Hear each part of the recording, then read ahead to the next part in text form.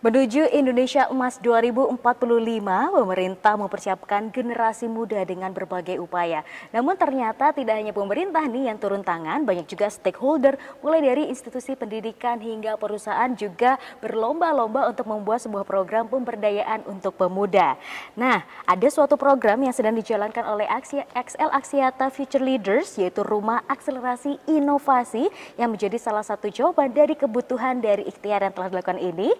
Seperti apa programnya? Bersama saya Khairunisa, let's talk about it.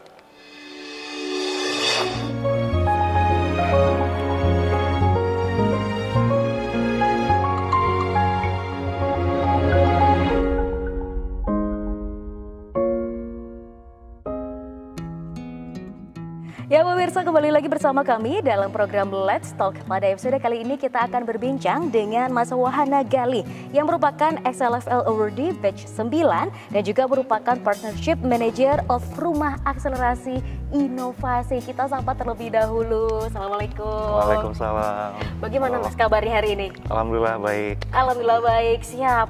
Mas, kita ini pengen ngobrol lebih banyak tentang Rumah Akselerasi Inovasi. Tapi boleh dong diceritain dulu tentang XL Axiata Future Leaders nih. Kalau saya lihat di bajunya ya, sudah terbordir seperti itu. Mungkin banyak pemirsa juga yang belum banyak tahu tentang program ini, silahkan. Oke, jadi pada dasarnya tuh XL Future Leaders itu adalah program CSR dari PT XL Axiata Tbk yang merupakan fokusnya itu di bidang pengembangan untuk pemuda di Indonesia gitu.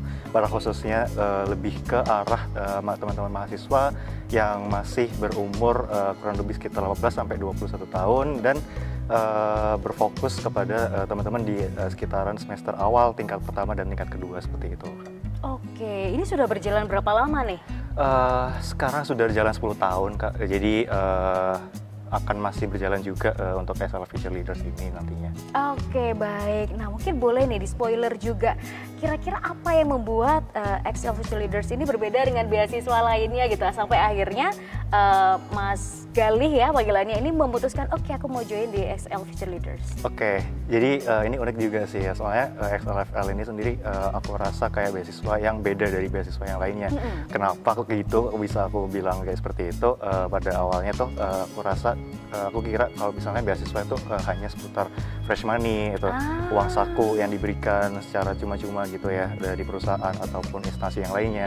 Nah, tapi kalau misalnya XL Future Leaders itu lebih penekanan kepada beasiswa scholarship yang menekankan pada soft skill ataupun juga kayak workshop yang membahas berbagai macam topik-topik bidang-bidang yang nggak diajarin di kampus seperti itu, Kak. Jadi kayak lebih ke leadership skills yang ditempa selama beberapa kali workshop, beberapa kali pertemuan sehingga kita bisa dipersiapkan menuju pemimpin-pemimpin di masa yang mendatang. Mantep banget nih. Berarti kalau ada goals yang luar biasa seperti ini nggak mungkin dong cuman one hit event seperti itu ya. Ini boleh tahu nggak programnya untuk satu angkatan ini kira-kira seperti apa dan programnya seperti dibagi seperti apa, mungkin bisa diceritakan? Oke, untuk programnya sendiri itu berjalan selama 2 tahun. Jadi benar-benar XL Axiata itu investasi besar ya untuk kita. Karena programnya ini nggak cuma kayak 3 bulan, 1 kali event, atau mungkin cuma setahun. Ini benar-benar kayak 2 tahun kita diajarkan, kita ada ikatan komitmen seperti itu, Kak. Dan selama 2 tahun itu juga kita ada kesempatan untuk mentoring kita yang mungkin sebagai pemuda itu masih belum tahu arahnya ke depan mau kemana. Kita membutuhkan semacam guidance, semacam support gitu ya untuk membantu kita mengarahkan jenjang karir kita ke depan kayak seperti apa, purpose kita ke depan seperti apa. Jadi diarahkan sebagai itu dengan mentor-mentor yang tentunya juga sudah berpengalaman dari XL Future Leaders itu sendiri. Oke, saya tuh sempat nih nyari info-info gitu ya tentang XL Future Leaders ini, bahwa mereka juga ada core value gitu ya yang diajarkan. Mungkin bisa diceritakan apa aja sih dan how far XLFL change your life? Oke, kalau bisa dibilang sih core value yang pertama tuh ada 3 penekanan ya yang diajarkan oleh XL Future Leaders. Yang pertama tuh effective communication. Bagaimana cara kita untuk berkomunikasi dengan orang, dengan siapapun gitu ya, di umur manapun, dimanapun. dengan secara tertulis maupun secara komunikatif, secara verbal gitu, benar. Kemudian yang kedua juga ada entrepreneurship and innovation, bagaimana kita bukan sekedar hanya untuk menjadi pengusaha ya sebagai entrepreneur, tapi kita punya memiliki mindset sebagai entrepreneur itu sendiri, di mana kita harus memiliki jiwa persistence, kita harus gigih gitu ya dalam mengejar apapun yang kita ingin tuju gitu, dan innovation itu sendiri untuk menciptakan inovasi-inovasi, menciptakan ide-ide yang out of the box itu ya, mungkin kayak kita juga diarahkan kira-kira gimana sih cara untuk menggali, gimana cara kita untuk bersimpati kepada orang-orang yang sekiranya membutuhkan ide-ide kita. Kemudian ada juga untuk yang terakhir managing change, benar sekali. Itu adalah bagaimana ini ya di era yang kayak seperti ini, kayak kemarin tiba-tiba ada pandemi, kemudian ada ketidakpastian gitu, uncertainty di mana-mana, dan sangat dunia sangat berputar dengan cepat, makanya kita harus perlu manage perubahan itu dengan secara cepat, bisa beradaptasi dengan lingkungan sekitar. Oke, wah cukup lengkap gitu ya ibaratnya untuk kita mengaplikasikan dalam kehidupan. Nah, yang bikin saya penasaran apa yang membuat Mas Galih ini berbeda sebelum join dengan program sampai akhirnya sudah berjalan 1,5 tahun mungkin ya, itu apa yang membedakan? Oke, yang jelas pertama kali aku rasa banyak sekali perbedaan itu yang jelas adalah ketika dulu itu mungkin belum pernah ada bayangan ya kayak kira-kira 3 tahun, 4 tahun ke depan tuh seperti apa sih aku bakalan gitu.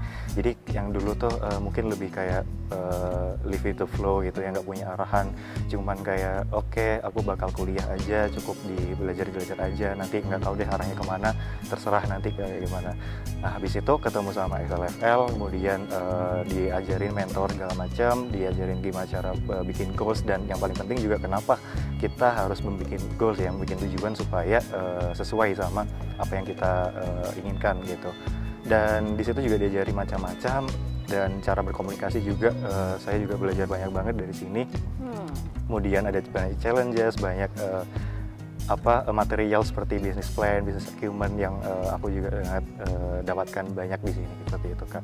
Oke, jadi ini investasi sebelum masuk ke dunia profesional. Benar berarti sekali. Ya. Dan ini program ini kalau untuk Mas Galih masih berjalan ya? Masih berjalan, lagi. Iya, kurang lebih 7 bulan lagi lah gitu. Oke, baik. Tadi sebelumnya banyak dibahas mengenai ada inovasi, kenapa ini penting, bahkan tadi sempat ada business acumen juga. Apakah ini menjadi salah satu alasan setelah 10 tahun Excel Axiata ini punya program untuk pengembangan individu, sekarang bikin program yang ini turunannya ya, Rumah Akselerasi Inovasi. Nah ini singkatnya gimana nih? Oke, tapi kita akan bahas di segmen berikutnya. Jangan kemana-mana, tetap di program Let's Talk.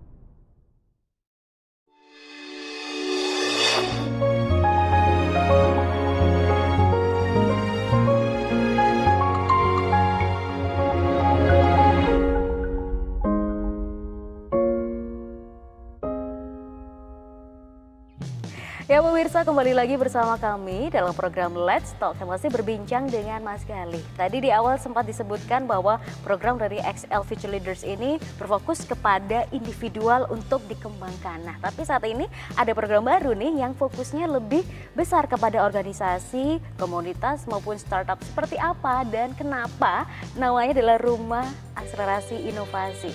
Mas Galih, apa sih sebenarnya pentingnya dari sebuah inovasi ini? Karena tadi salah satu core value dari XLFL juga ada yang berkaitan dengan inovasi itu sendiri. Oke, ya jadi menindaklanjuti dari inovasi dari core values-nya XLFL itu sendiri ya. Jadi tim XLFL itu sendiri sudah melakukan research, dan berdasarkan research itu sendiri dari pengalaman-pengalaman sebelumnya juga, selama masa pandemi itu dari organisasi ataupun startup itu mengalami yang namanya darurat inovasi. Kenapa bisa dibilang darurat inovasi? Mungkin karena karena sekarang tuh udah mulai nggak relevan tuh yang namanya organisasi. Bisa dibilang kayak organisasi kampus seperti BEM, himpunan, itu mungkin udah mulai kerasa kurang relevan, kurang menarik minat dari mahasiswa baru gitu seperti itu. Karena mungkin ada beberapa kayak disrupsi kayak misalnya Merdeka Kampus Belajar itu yang menawarkan program magang, kemudian studi independen yang menyebabkan mahasiswa itu sendiri memiliki banyak opsi lagi dan mungkin bisa dibilang kayak mereka memilih jalur yang lebih prestisius, lebih menjamin masa depannya gitu, sehingga memilih magang daripada untuk mengikuti organisasi itu sendiri seperti itu Kak. Jadi gitu. Oke, berarti sempat ada kekhawatiran juga ya, kita berpikir apakah organisasi yang sudah ada saat ini nggak bisa sustain lebih lama gitu ya, Nah, ketika itu dia, benar. nggak ada inovasi. Nah, harapannya apa sih sebenarnya dari goals adanya rumah akselerasi inovasi ini? Oke, berarti untuk harapannya itu sendiri, organisasi itu sendiri memiliki setidaknya ya, kayak orang-orang penerusnya, orang-orang yang bisa melanjutkan amanah dari untuk memegang organisasi itu sendiri, dan nggak cuma melanjutkan amanah tapi juga bisa berinovasi, bisa untuk menyukseskan kembali program kerja mungkin yang udah ada kemudian dimodifikasi ulang, atau mungkin program kerja baru yang berdasarkan proses berpikir dari kurikulum yang nantinya akan diajarkan juga di program rumah akselerasi inovasi itu sendiri. Oke, wah ini langsung bikin penasaran ya, ada kurikulum. Keren banget gitu ya, jadi nggak sekedar acara doang, tapi ada sesuatu yang mungkin secara sustain diajarkan perlahan. Mungkin sebelum ke sana bisa dikasih info dulu Mas, ini kira-kira programnya dijalankan berapa lama, kemudian apa aja yang ada di dalamnya kira-kira? Oke, untuk programnya itu sendiri kurang lebih berjalan sekitar 3 bulan, dan pada ini akan ada beberapa sesi gitu ya untuk workshop yang akan membahas 5 topik kurikulum gitu ya. Dan di sini juga nantinya akan ada berbagai macam konten collaboration, kemudian juga ada project implementation yang nantinya untuk organisasi atau startup terpilih itu akan mendapatkan kesempatan untuk mendapatkan funding project untuk menjalankan project itu sendiri gitu. Jadi nggak perlu khawatir teman-teman apabila teman-teman memiliki ide untuk project yang nantinya akan dijalankan, nggak perlu khawatir kalau misalnya nanti project dari teman-teman itu sendiri mendapatkan approval dari tim Excel Axiata, maka nantinya juga akan bisa mendapatkan funding dari mereka seperti itu. Oke, tadi yang saya tangkap bahwa nggak ujuk-ujuk langsung dilombain gitu ya. Betul. Tentunya ada persiapan yang itu diberikan. Boleh di spoiler nggak sih kira-kira speakernya siapa, kemudian apa aja sih yang diajarkan di situ?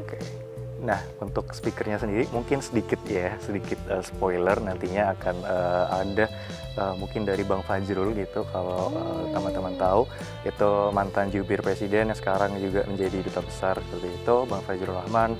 Kemudian ada juga beberapa alumni dari Excel Levels itu sendiri yang tentunya juga keren-keren dan sudah sebagai profesional di masing-masing bidangnya seperti itu. Dan ada juga mungkin dari teman-teman Excel Future Leaders dari fasilitator itu sendiri yang tentunya sudah memiliki bertahun-tahun pengalaman di berbagai bidang karir ataupun juga sebagai mentor gitu ya di program Excel Levels sebelumnya seperti itu. Jadi kita ibaratnya diajarkan bukan hanya sekedar teori gitu ya, tapi kita juga learning from their experience untuk bisa menjalankan project dari masing-masing organisasi. Nah, saya tuh baca ya guideline-nya itu dibedakan, ada organisasi atau komunitas dan juga startup. Kenapa sih hanya menyasar 2 ini dan kenapa harus 2? Kenapa nggak jadi 1 gitu? Apa bedanya? Oke, untuk organisasi itu sendiri kami berfokus kepada mungkin kurang lebih kayak organisasi kemahasiswaan atau mungkin organisasi eksternal ya yang di luar kampus, itu juga bisa banget untuk mendaftar. Yang kurang lebih itu terdiri dari mahasiswa seperti itu, dan sekiranya membutuhkan inovasi juga ya, yang pasti kami juga yakin kalau teman-teman dari organisasi itu juga membutuhkan kira-kira apa ya yang bisa untuk mendatangkan ide-ide baru gitu, untuk misalnya kayak sekarang tuh kan udah di online ya, mungkin kayak udah 2 tahun tapi masa webinar aja seperti itu kan, webinar aja, kemudian Instagram live tapi kok udah mulai sedikit nih yang datang. Apakah karena emang tidak relevan atau memang karena tidak sesuai sama kebutuhan dari mahasiswa itu sendiri seperti itu.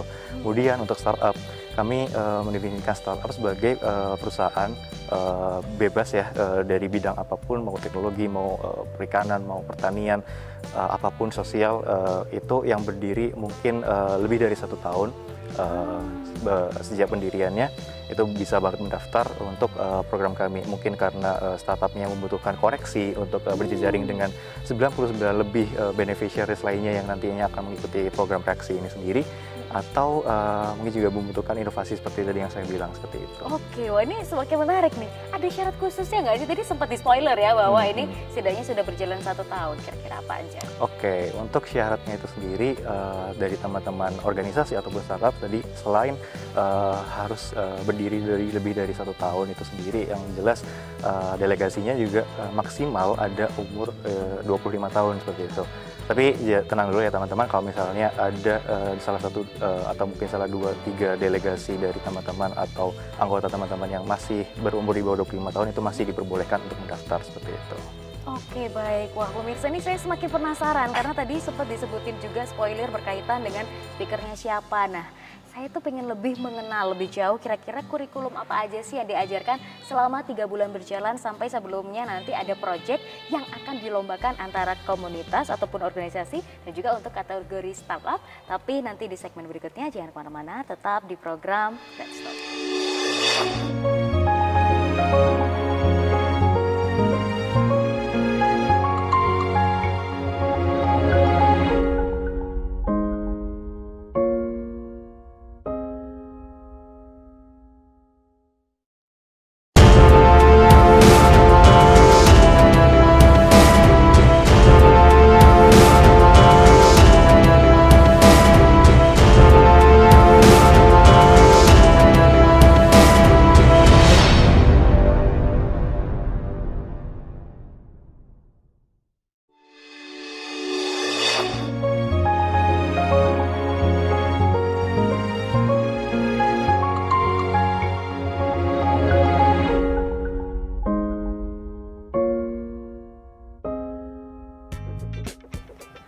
Ya pemirsa, kembali lagi bersama kami dalam program Let's Talk, masih berbincang dengan Mas Galih. Kita mau korek-korek lebih jauh lagi mengenai Rumah Akselerasi Inovasi dari XL Future Leaders. Nah Mas, tadi kita sudah ngobrol banyak tentang persyaratannya, siapa aja yang bisa ikut dan sebagainya. Nah yang sekarang bikin saya semakin penasaran adalah bagaimana kurikulum yang diajarkan di situ selama 3 bulan berjalan sehingga bisa mendevelop organisasi yang tadi bisa dikatakan darurat inovasi menjadi sekarang oke, setelah lulus dari program ini mereka ngerti harus ngapain. Oke, jadi ada 5 kurikulum itu tadi yang seperti saya bilang, pertama ada design thinking ya. Design thinking itu sendiri mungkin ada spoiler dikit dari saya itu sendiri, itu pada dasarnya gimana cara kita untuk dari step awalnya dulu itu ya, untuk berempati kepada orang-orang yang sekiranya memiliki masalah untuk di bidangnya, seperti misalnya mahasiswa nih memiliki masalah di mana dia memiliki problem untuk mencari program scholarship yang serupa gitu misalnya. Nah itu bagaimana caranya supaya organisasi itu bisa memprovide kebutuhannya dia seperti itu. Kemudian dari empathize itu lanjut ke ideation dan mungkin juga ada prototype yang nantinya akan dijelaskan lebih lanjut di program reaksi. Kemudian selain design thinking juga ada proposal arrangement, kita juga ada untuk gimana caranya sih biar proposal yang teman-teman organisasi atau startup bikin itu mendapatkan funding dari mungkin sponsorship atau mungkin dari investor seperti itu. Karena saya sendiri pribadi pernah jadi kepanitiaan di sponsorship itu dan mengalami struggle-nya gitu ya untuk mendapatkan dana seperti itu. Nah, di sini juga teman-teman bakal ditempa gimana sih cara bikin proposal yang benar, gimana cara untuk memoles bahasa-bahasa yang persuasif sehingga investor dan sponsor itu sendiri bakal mau untuk mendanai acara teman-teman semua. Kemudian ada juga di bidang digital promotion gitu, seperti itu. Di era seperti ini kayak udah nggak mungkin sih kayaknya untuk balik lagi ke masa yang dulu ya, kayak manual seperti itu, kayak berbofur pamflet seperti itu di kampus-kampus.